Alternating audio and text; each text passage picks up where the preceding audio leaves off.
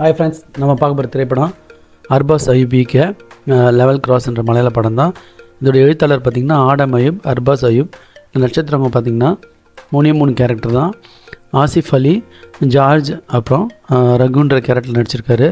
அமலா பால் வந்து சைத்தாலி, ஷிகான்ற கேரக்டர் நடிச்சிருக்காங்க. ரெண்டு பேர் வரும். ஷபுதீன் வந்து ஜின்சோ ஜோசப்ன்ற ஒரு சைக்காட்டிஸ்ட் டாக்டரா இல்லை ஒரு பைத்தியம் முடிச்சா ஹஸ்பண்டா அப்படின்ற ஒரு கேரக்டர் நடிச்சிருக்காரு.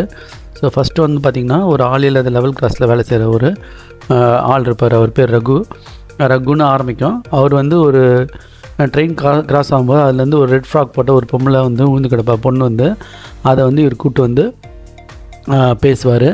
அது வந்து ஒரு பாலைவனம் மாதிரியான ஒரு இடம் மாதிரி இருக்கும். அது இந்தியா மாதிரி இருக்காது, ஆனால் இந்தியா மாதிரி காட்டுவாங்க. ஸோ அந்த இடத்துல அந்த பொண்ணு வந்து சைத்தாலின்ற ஒரு பொண்ணு அப்படியே லைட்டாக அறிமுகமாகி கொஞ்சம் கொஞ்சமாக பேசும்.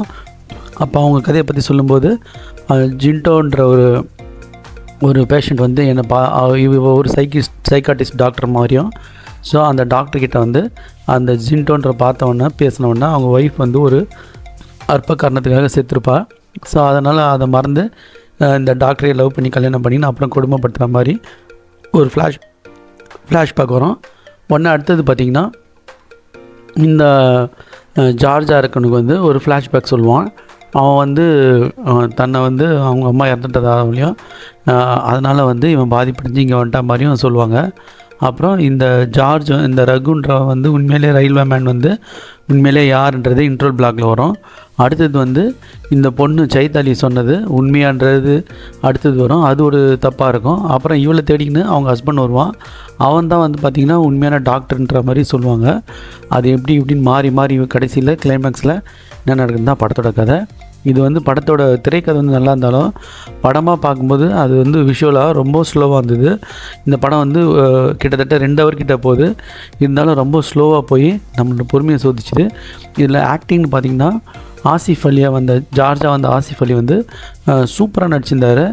ரொம்ப அப்படியே ஒரு மாதிரி தயக்கமாக இருந்து பேசுகிற மாதிரியும் ஒரு இடத்துல ரொம்ப விருப்ப காட்டுற மாதிரியும் தான் கொலையாளின்னு தெரிஞ்சோன்னா அப்போ ஒரு ரியாக்ஷனு அதெல்லாம் வந்து ரொம்ப சூப்பராக இருந்தது. அமலா பாலும் அவங்களோட இதுக்கு நல்லா பண்ணியிருந்தாங்க. பட் இந்த படம் வந்து ரொம்ப ஸ்லோவாக இருந்தாலும் கொஞ்சம் ரசிக்கும்படியாகவும் இருந்தது. ஆனால் இது திரைக்கதை ஃபஸ்ட் ஹாஃப் வந்து ரொம்ப ஸ்லோவாக போச்சு. செகண்ட் ஹாஃப் வந்து கொஞ்சம் சுமாரான ஸ்பீடில் போச்சு. ஸோ இது ஒரு சைக்காலஜிக்கல் ஸ்லோ த்ரில்லர் சொல்லலாம். இந்த லெவல் கிராஸில் மட்டும் ட்ரெயினுக்கு கொஞ்சம் ஸ்லோவாக போகாமல் இருந்ததுன்னா இந்த படம் வந்து ரொம்ப சூப்பராக இருந்திருக்கும். ஸோ பார்க்குறவங்க பார்த்து என்ஜாய் பண்ணுங்கள்.